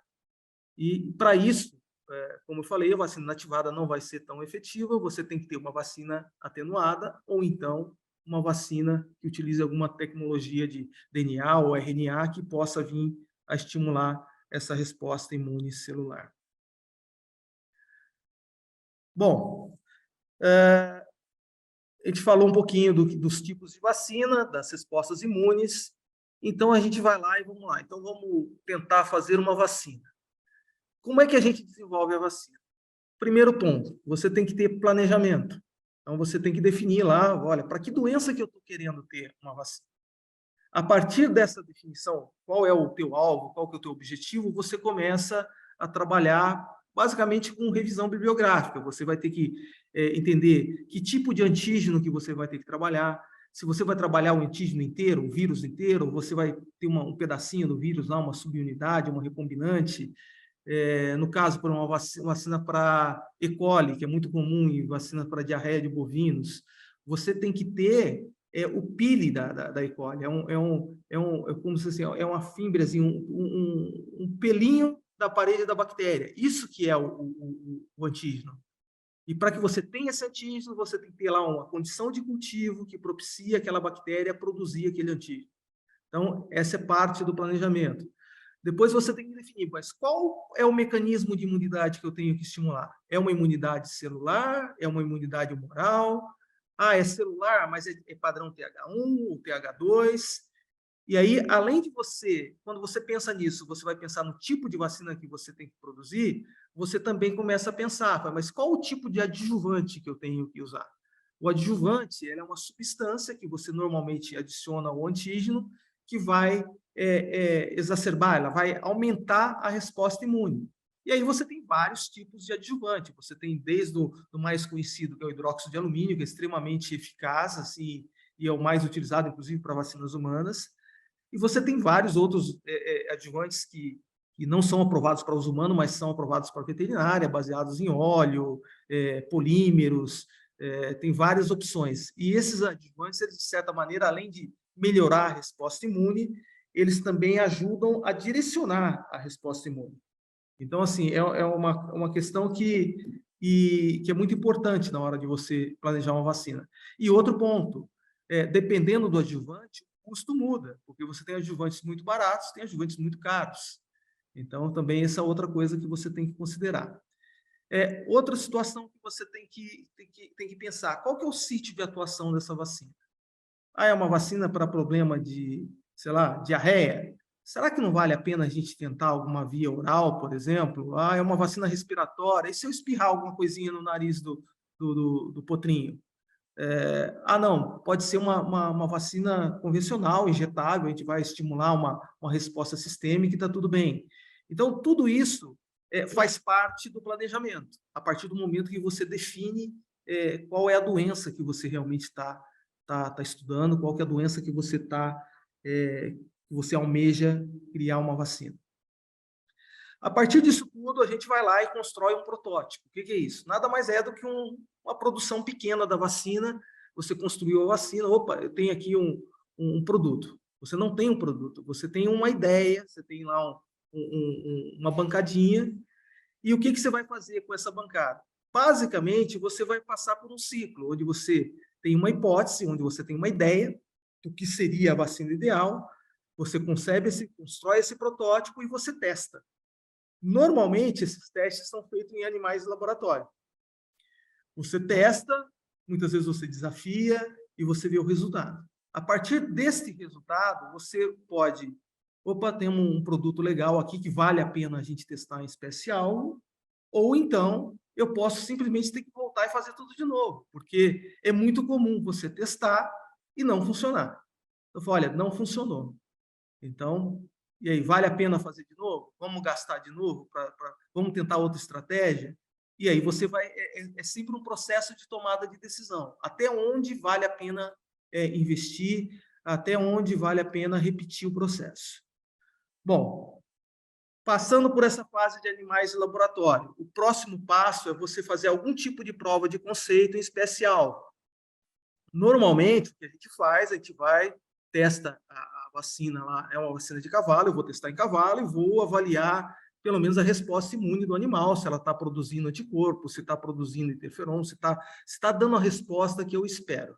Tá?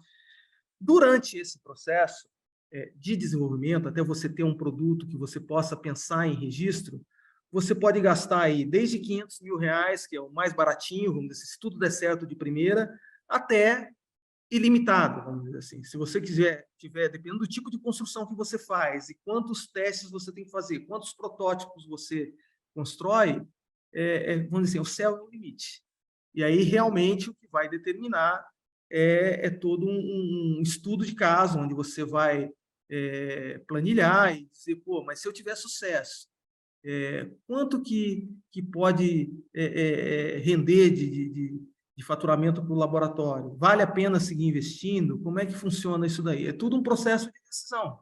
Então, se você tem um produto que ninguém tem, nunca ninguém desenvolveu esse tipo de vacina e você consegue, e é uma vacina que realmente tem demanda, você pode sim ter um lucro que justifique.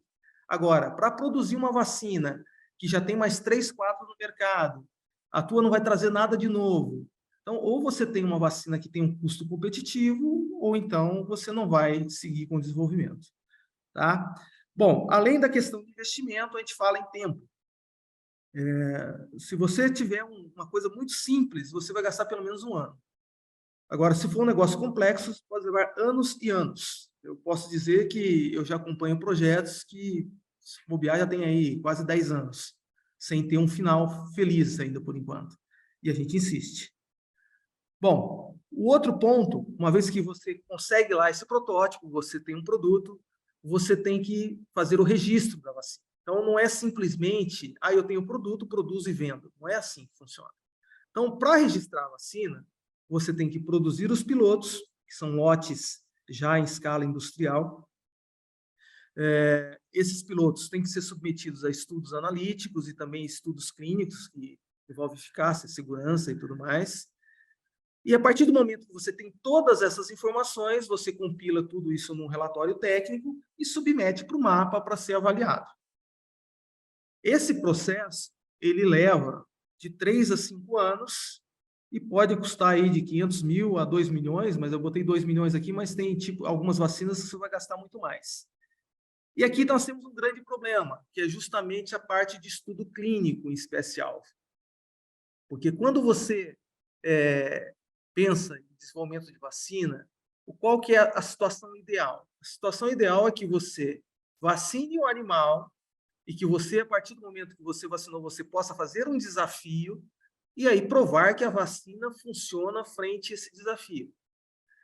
Aí a gente tem algumas dificuldades. Para muitas doenças, você não tem um modelo de infecção bem definido. Outro problema, você não tem condições de biossegurança. Como é que eu vou fazer um teste onde eu vou colocar lá um agente infeccioso que eu não consigo garantir a biossegurança ali do local, eu corro o risco desse micro-organismo estar contaminando outros animais ou contaminando o ambiente. Então, essa é outra dificuldade. E tem outra questão que envolve bem-estar animal. Porque qualquer tipo de estudo em animal que você vá fazer, você tem que sempre preservar as melhores condições possíveis. Você não pode provocar nenhum sofrimento no animal. Então, é uma situação que todos esses projetos têm que ser aprovados por uma comissão de ética de experimentação animal. E realmente, assim, tem situações que você não consegue nem aprovar um estudo desse, dependendo do grau de desafio que você tenha que infligir ao animal. Fazendo um paralelo com o que acontece na medicina humana. Na medicina humana, não se faz desafio em humanos. Você vai falar, vou desenvolver uma vacina para a Covid. Nem por isso eu vou aplicar a vacina e depois, em seguida, vou lá dar Covid para o pessoal para ver se funciona ou não. Então, o que é feito normalmente? Você faz um estudo, você faz todo o desenvolvimento em animais de laboratórios, e depois, quando você tem uma vacina que já se provou eficaz em animal de laboratório e é segura, você faz você convoca voluntários, onde você aplica a vacina, monitora a resposta imune desse grupo, e depois você faz um outro estudo onde você vacina um grupo maior de pessoas, e essas pessoas são inseridas no meio endêmico, onde a doença está ali inserida. E aí você começa a comparar os grupos. Então, pensando lá no Covid, que está fresco para todo mundo. Quando veio a primeira vacina lá, que era a vacina da China, né, que é inativada, a vacina ela foi aplicada na população, você aplica num número grande de pessoas a vacina, no outro grupo você dá um placebo e você compara entre os grupos. Olha, quem tomou a vacina adoeceu menos. Quem tomou a vacina teve a doença mais leve. Então, a vacina funcionou. A partir do momento que eu já tenho uma vacina registrada, eu já não posso ter mais o grupo placebo. Porque como é que eu posso deixar parte da população sem proteção se eu já tenho uma vacina registrada? Aí eu vou ter que usar uma vacina já registrada com uma vacina em desenvolvimento. Eu não posso mais expor a população ao risco. Isso, de certa maneira, eu acredito que com o tempo deve ser incorporado também para a indústria veterinária. Isso não é uma regra hoje. Hoje o ideal, assim, o preconizado é que você possa fazer o desafio realmente no animal e realmente provar que a tua vacina está funcionando. Bom, agora falando um pouquinho das razões do laboratório, né? O que acontece? Isso aqui é só para exemplificar qual que é o tamanho do mercado veterinário brasileiro. Isso aqui são dados do Sindan, né, do Sindicato das Indústrias de Medicamentos de Saúde Animal. Então, a gente tem um mercado que, em 2021, foi um mercado de 9 bilhões. Tá? Então, eu falei, nossa, é muito dinheiro. Então, o laboratório tem que se responsabilizar e fazer produto para todo mundo, é bastante dinheiro. Daí a gente vem aqui e faz a estratificação para entender quanto representa cada espécie nesse faturamento.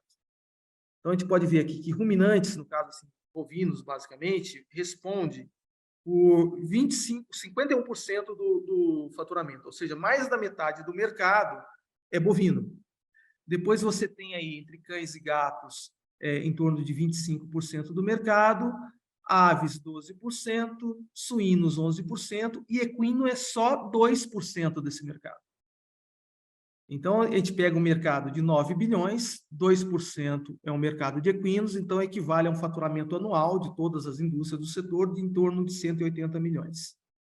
Quando a gente vai por tipo de produto, a gente tem aí os antiparasitários, são a faixa de maior faturamento, que representa 26% do faturamento, e aí vem o grupo das vacinas, que representa 22%. Então, se a gente tomar como base que isso também é uma realidade para o equino, a gente está falando do mercado brasileiro em torno de 40 milhões de reais de faturamento. Tá?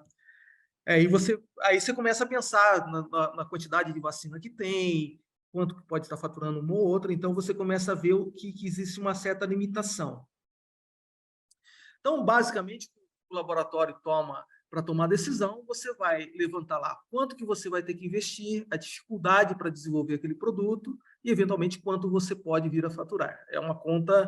Não é uma conta tão difícil. E aí, a partir dessas contas, você começa a elencar as prioridades. Por isso que é comum você ver que não existe muito investimento em produtos para cavalo, porque o cavalo, realmente, ele representa uma fatia muito pequena do mercado. Bom, falando agora um pouquinho das vacinas realmente neurológicas. A principal delas, sem dúvida, é a vacina de raiva. A Carla já falou muito bem aí que realmente é a doença mais importante. É uma vacina inativada, de controle oficial, ou seja, toda a vacina de raiva que é comercializada no Brasil, ela é testada pelo Ministério da Agricultura, ou seja, o laboratório fabrica, faz os testes de controle de qualidade interno, depois a vacina tem que passar por uma aprovação. Todos os lotes são testados e aprovados pelo MAPA.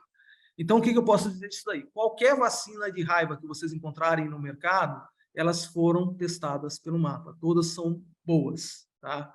Não precisa ficar muito preocupada com marca. Bom, outra coisa em relação à vacina de raiva é que ela tem uma legislação específica.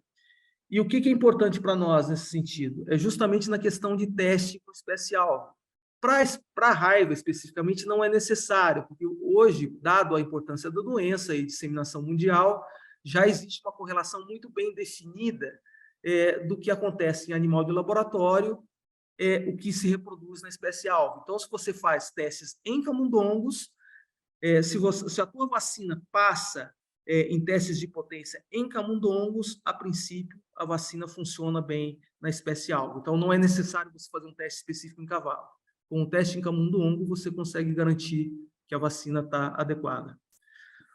Outra doença neurológica que não é tão comum no cavalo seria o botulismo. Por que eu coloquei aqui a questão do botulismo? Que foi comentado, inclusive, na primeira palestra, né, do ciclo, a questão do botulismo em cavalo. Né? E não é muito comum a gente usar vacina de botulismo para cavalo. Por quê? Porque o botulismo em cavalo, como a gente conhece no bovino, que principalmente são produzidos hoje no Brasil, principalmente por toxina C e D, que normalmente são recuperadas de carcaças e tal, ela é muito comum em bovinos, não é tão comum em equinos, justamente pelo hábito alimentar do equino. O equino é mais seletivo, ele não come silagem, ele não come cama de frango, então você tem uma incidência muito menor em equinos. O que tem aumentado nos últimos tempos, porque o pessoal tem usado muito esses pré-secado, então mesmo essas bolas de fenos muito grandes, que às vezes você tem no processo, você pode catar lá um camundongo, alguma coisa na hora de colher o feno, e aquilo ali aquela carcaça ficar ali no meio do feno e eventualmente produzir toxina.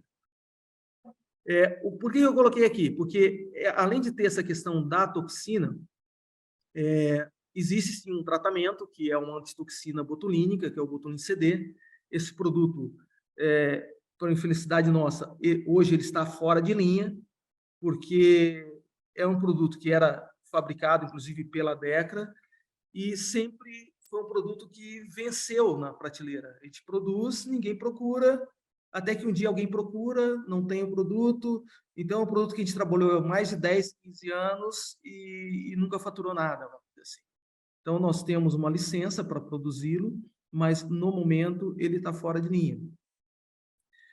Bom, vacina de tétano é uma vacina também muito comum, muito eficaz, é uma vacina inativada, um toxoide, não tem muita dificuldade. Quanto aos vírus, as principais seriam as encefalomielites por alfavírus. A gente tem encefalite leste, oeste e venezuelana. No caso, a leste, com certeza, é a mais importante quando a gente fala de Brasil. A oeste, até como foi comentado na palestra do Dr. N, tem um relato muito antigo, existe até a possibilidade de não ter a circulação desse vírus no país, não é tão comum. Agora, a leste, sim, a gente tem casos esporádicos. E a venezuelana, que é considerada uma doença exótica. Por que eu coloquei essas vacinas? O que tem de dificuldade nessas vacinas? Basicamente, são vacinas muito simples, assim, são vacinas inativadas. A grande dificuldade desses vírus está na inativação, são vírus muito resistentes. Tá? Então, tem um processo de inativação bem rigoroso para você garantir essa inocuidade da vacina. Inclusive, no caso da venezuelana, isso é mais grave, porque quando a gente fala de encefalite leste-oeste, o cavalo não tem uma viremia muito intensa, ele não replica muito o vírus. Então, não tem grande problema. Agora, se você usar uma vacina de encefalite venezuelana que seja mal inativada, você corre o risco daquele vírus replicar no cavalo e ser até a origem do surto. Tá? É um caso muito delicado, inclusive tem relatos, acho que na Colômbia, mesmo na Venezuela, que o surto ele se originou a partir de uma vacina mal inativada. Então, a principal dificuldade desses vírus estaria na inativação. Quanto à encefalite, a mieloencefalopatia por herpes vírus tipo 1, a Carla também falou bastante a questão de se tratar de uma cepa mutante e a questão da vacina ter uma eficácia questionável. O que acontece com a vacina hoje? A vacina de herpes é uma vacina também inativada, então ela é, sim, muito eficaz quando a gente fala de doença abortiva e também respiratória, mas não tão eficaz contra o herpes neurológico. E aí existem dois motivos. Um é a questão de se tratar de uma cepa mutante, então a gente não tem certeza o quanto que a cepa original ela tem proteção cruzada contra essa cepa mutante. Inclusive, a gente nem sabe se a cepa mutante funcionaria para a doença, porque a gente não sabe se essa mutação está, de fato, num sítio antigênico ou não. E a outra questão é que, provavelmente, para você ter um bom controle dessa doença neurológica, você precisa também estimular a imunidade celular. E como eu falei lá no início, uma vacina inativada, ela estimula muito bem a imunidade humoral, anticorpo. Então, o ideal para a doença neurológica seria de ter uma vacina que dá uma resposta imune celular e, de preferência, com o vírus contendo essa mutação. E, para encerrar, falar um pouquinho da questão da encefalite do oeste do Nilo. O que acontece nessa questão do oeste do Nilo? Lá uma coisa de 20, 25 anos atrás, teve um surto muito importante nos Estados Unidos, como a Carla mencionou. Lá morreram muitos animais, teve morte de humanos, de pássaros silvestres, e lá foi desenvolvida a vacina. Hoje, a doença é bem controlada com o uso da vacina, e desde aquela época, o que a gente imagina é simplesmente quando vai chegar no Brasil. Porque a gente sabe que o reservatório dessa doença são aves silvestres, muitas vezes aves migratórias, que uma hora ou outra elas iam bater aqui no Brasil e ia trazer a doença. E a gente realmente já viu a doença aqui algumas vezes, principalmente lá em 2018, teve casos importantes lá no Espírito Santo, e mais recentemente estado de São Paulo, Minas Gerais, Nordeste. Então, assim, é uma doença que está presente. O que acontecia com essa doença? Até pouco tempo, o Ministério considerava a doença como uma doença exótica, ou esporádica que seja. E não era permitido, não só a questão de não era permitido a vacinação, como também não era nem permitido a gente manipular o vírus no laboratório, porque era considerado um vírus exótico. Então, dado essa situação, você tem um atraso no desenvolvimento, não tem um interesse do laboratório e também não tinha nenhuma permissão para que se fosse desenvolvida a vacina. Mas, dito isso, a partir de outubro de 22, foi realmente liberada essa questão da vacinação voluntária para o Oeste do Nilo. A Carla também, como bem disse, não tem essa vacina no Brasil. Então, hoje, o que se pode fazer, eventualmente pedir alguma autorização especial para o MAPA para importar a vacina, mas isso é bem complicado, fazer importações individuais. E a outra situação é esperar realmente que alguém venha trazer a vacina, registrar ou desenvolver. No nosso caso, cabe a gente realmente desenvolver. E qual que é a dificuldade do Oeste do Nilo? Apesar de você ter no exterior lá 2 vacinas inativadas, é um vírus de muito difícil cultivo, principalmente cepas isoladas de cavalo. Você não consegue ter títulos altos o suficiente para produzir a vacina. Outra alternativa seria tentar uma vacina de subunidade ou então uma vacina vetorizada. Então, se você tem diferentes estratégias para você proteger contra uma doença. Então, o que determina essa escolha justamente pela disponibilidade da tecnologia, pelo investimento que se é feito, e então aí que vai a decisão do laboratório. Uma coisa assim que a gente pode pensar, assim, eu falei de todo o processo de desenvolvimento, a dificuldade do registro e tudo mais. O que pode acontecer amanhã depois alguém fala assim, olha, eu tenho aqui uma vacina autógena para o Oeste do Nilo. Se por acaso aparecer, não confie, porque a vacina autógena, o que acontece? Ela é realmente muito eficaz assim, em algumas situações, mas ela tem algumas limitações. E quais são as limitações?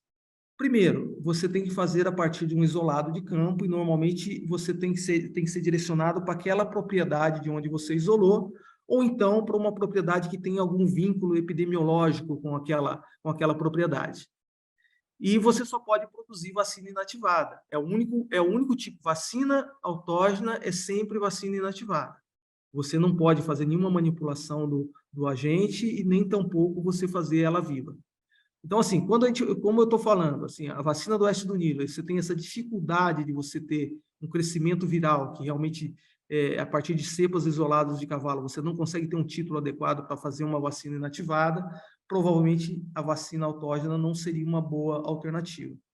Então, o que resta realmente é esperar o registro de uma vacina para um laboratório, seja nacional ou que seja de fora.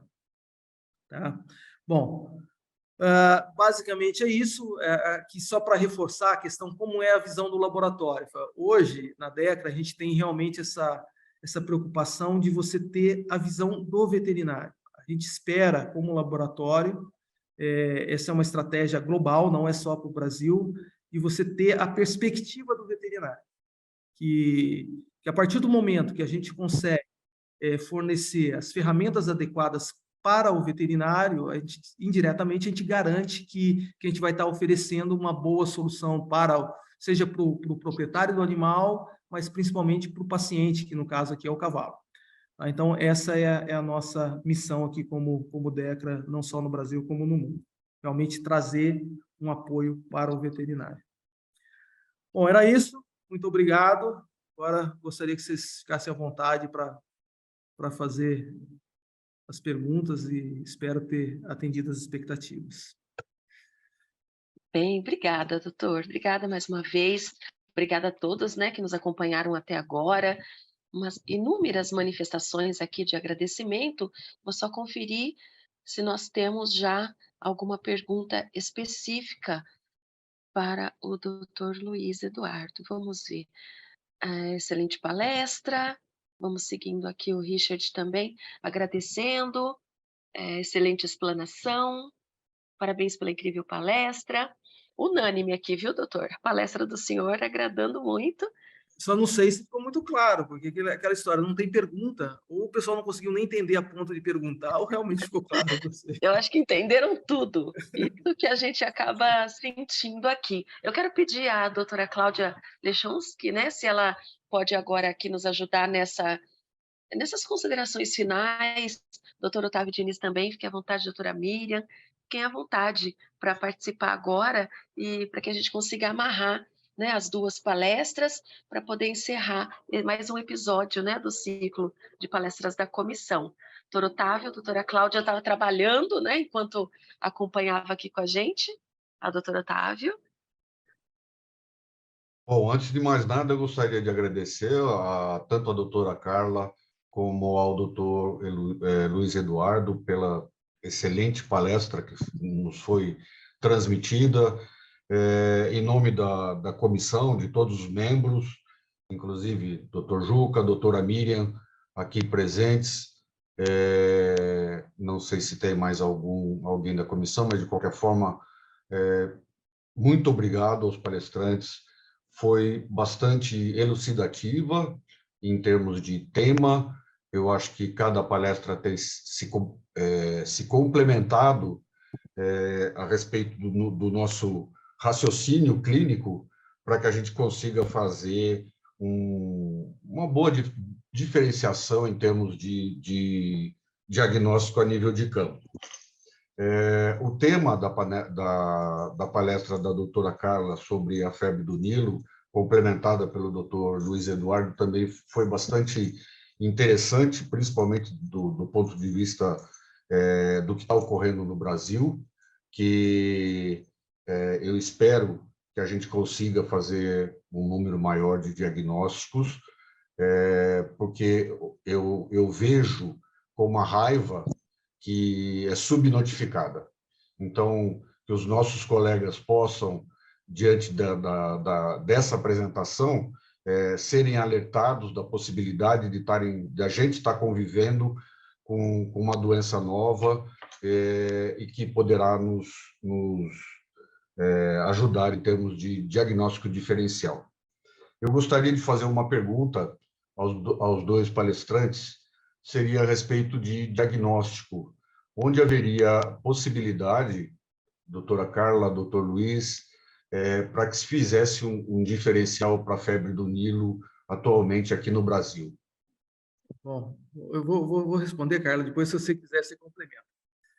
Acho que o mais importante aqui é o seguinte, que, a princípio, todo animal, todo cavalo que venha a óbito por uma doença neurológica, obrigatoriamente a gente deveria encaminhar para a raiva. Esse é o primeiro ponto, é o primeiro diagnóstico. A partir do momento que você encaminha o material para um teste de raiva, é responsabilidade do serviço de vigilância chegar ao diagnóstico final. Então, por exemplo, deu negativo para raiva. O que é? Provavelmente vai ser alguma dessas encefalopatias que são, na maioria delas, zoonoses. Então, faz parte do serviço encaminhar até o final. Então, assim, começa com o diagnóstico de raiva, a partir do momento que você tem negativo, você tem que seguir com os outros exames.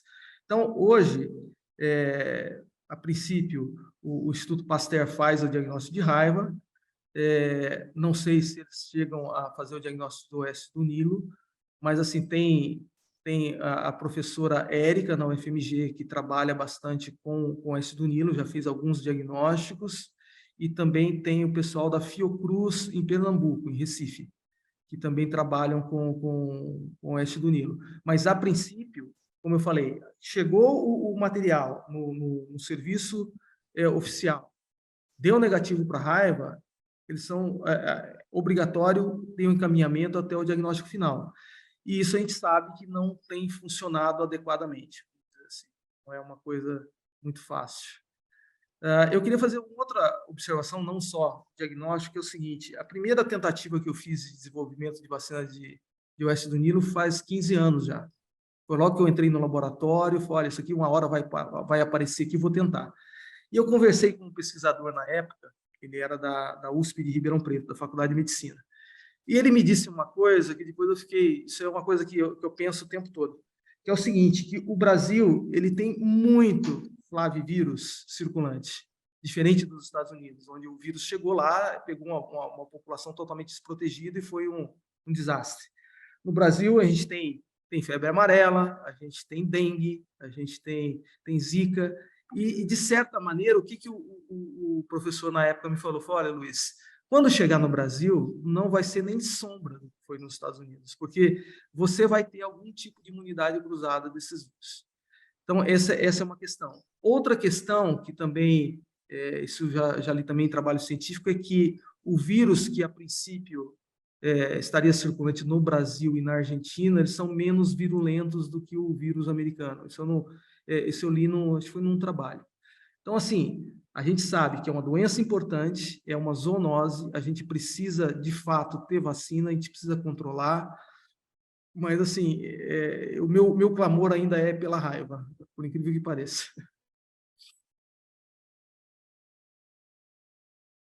Só complementando, eu concordo muito, e assim, a professora Érica tem sido sempre uma ferramenta para a doença neurológica lá na UFMG, né? Ela já estuda outras arboviroses, japonês vírus, Borne vírus, ela faz um painel bem diferenciado dos estudos neurológicos, e a Fiocruz também do Rio de Janeiro, com a linha de pesquisa lá da Flávia Levi Luiz, ela também tem trabalhado com febre do Nilo.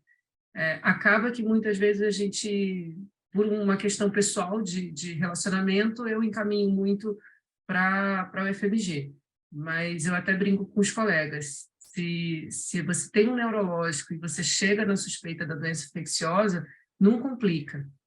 Vamos no básico, fazer um diagnóstico gradativo, raiva sempre é a primeira suspeita, evolui para as encefalomielites, evolui para o herpes neurológico, claro, pensando também nas possibilidades de alimentares e outras patologias, até traumas, por isso é importante a anamnese, mas vamos pensar no simples e colocar a febre do Nilo como mais um diagnóstico diferencial dentro da nossa rotina, mas seguindo sempre com consciência de que, infelizmente, no Brasil, a raiva ainda é endêmica, sim, e a gente precisa trabalhar com essa realidade.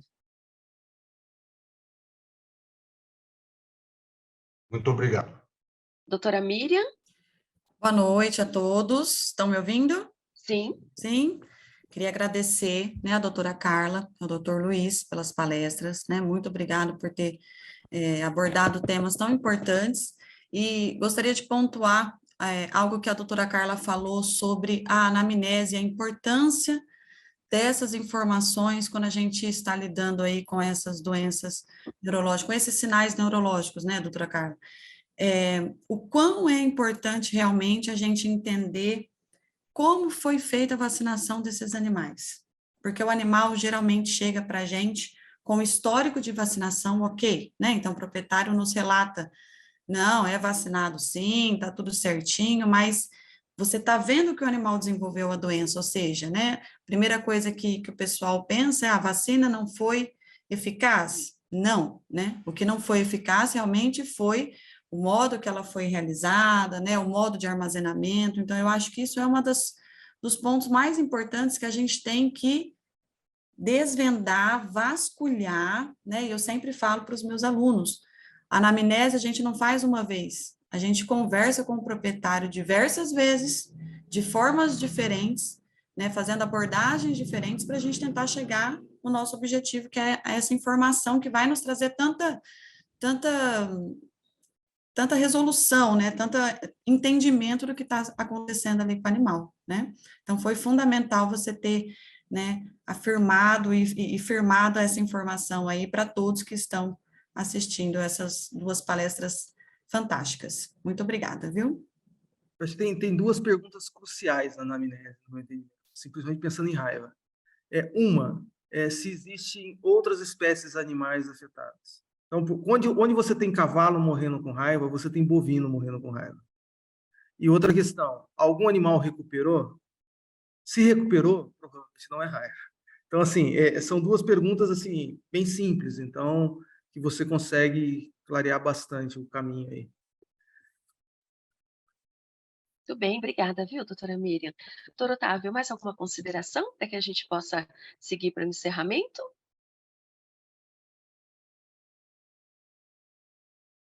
O áudio, doutor Otávio. Isso. Me desculpem.